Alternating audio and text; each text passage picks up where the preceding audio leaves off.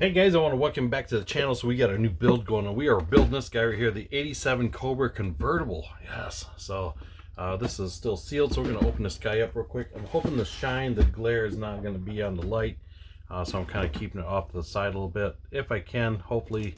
I don't know why I try to open this on the, with the box, because it always like skews off. And you know, the other thing too, and I know a lot of us do this. I do it all the time. I don't know why do we do this? That's a question I ask. Is okay, we take the cellophane off the bottom, but we leave it on the top, and we take it off. So we put it on the shelf. It looks like, see it. Why do we trick ourselves? Just take it off and be done with it. So that's what I'm gonna do. This I'm just gonna take it off there and just it's gone.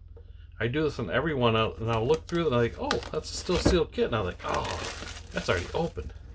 So there we have it. It's gone. I know a lot of us do that. I do it every single time. So we're gonna get this Skill 2 SVT Mustang out of the box. I have like 10 of these here. Not this particular one, but this body style, this 94, 95.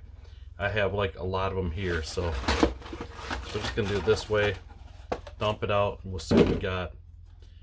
So the glass looks really nice. I don't know if you guys ever done these kits or looked through them. They're not a bad builder. I know this isn't everybody's favorite car, but they're actually not a bad builder. Now they give you a nice area to tape off for black. We got some structure. We got some decals. So they give you a dash decal. You get some Motorcraft decals for oil filters. So you got 4 of them there. So I mean, you can always use that on other builds. So that's handy. So we got wheels and tires. The tires are pretty decent in this kit. The wheels are not bad in this car. They give you the Cobra wheels. We may go with a 3D printed wheel, just something different. I tell you what, these cars look really good with a nice fatty tire on it. So we'll get our body out here, take a quick look-see at it, and it looks pretty nice. She's pretty true, pretty straight. So we got some pretty hard body lines right here. We're gonna need to sand those off before we get started. Other than that, the rest of it doesn't look too bad. We got some little party lines here. We got our nice Cobra detail in the back. The sides look pretty nice. Sides look really good, but we definitely got to get rid of that. That's pretty harsh. We get a nice interior tub. Very nice dash detail. That's laid out pretty good. Like I say, it's nice you get that instrument cluster decal. So that's pretty cool. So we got our frame. Your engine, so this is a Cobra, so this gives you the nice 4-valve 4.6. I believe this was like 305 horse, which back in the day, that was pretty impressive numbers. What else we got here? We got some coil packs. So this is still running wires instead of coil, like the individual coil packs. Really cool looking. So what we're gonna do is we're gonna look through the instructions just to kind of quick see, and I guarantee probably gonna have you start on the engine. Let's see, it usually does. It's always a gimme. It's always engine first. Yes, sir. Let's do the engine first. No big deal. So you get to that cool looking Cobra motor put together, and then they jump right into interior work and all that fun stuff. And we get some chassis detail, some front, some back, some suspension. They give you the quad shocks on there. This here can be a challenge, painting this on the lights. I've done a couple of these kits before, and that, my friends, can be a little bit of a challenge. Not a bad challenge, but a little bit of one, just let you know. Okay, so we'll get that cleaned up a little bit with a file, and we'll go through and clean this up. This is pretty extensive, so I think I might even try a sanding stick just to see where we go. So this has a 180 and this is a 100. So we're going to do obviously the 180 just to kind of see where we end up, just see if it takes it down, because that's a nice body line right there. So we want to make sure we keep that. So once we get this done, we'll go back through with some a lot finer sandpaper and kind of finesse it a little bit so you don't see no scratch marks or anything like that in the plastic. Let's see, we got a little bit here on the hood, and I always like to put the hood on just to make sure it's going to fit good. It doesn't sit lopsided or crooked or it's warped or twisted. So this way here, if we have to do some adjustment, now is the time. You know, it's always when you get it painted, like, oh man, I didn't realize that was like messed up right there. This way we break something taking this back out because the little dowels are like, so we'll get rid of that. We'll probably cut that off first and we'll go from there. We got these little spots up here. I won't go too aggressive with it.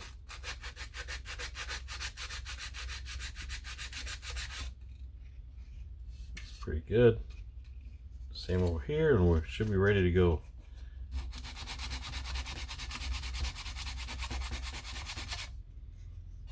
Yes, yes, very nice, very nice. So the nice thing about this, they give you dimples here, and the inside here, they give you a really positive setup, so it's pretty hard to mess it up putting it on.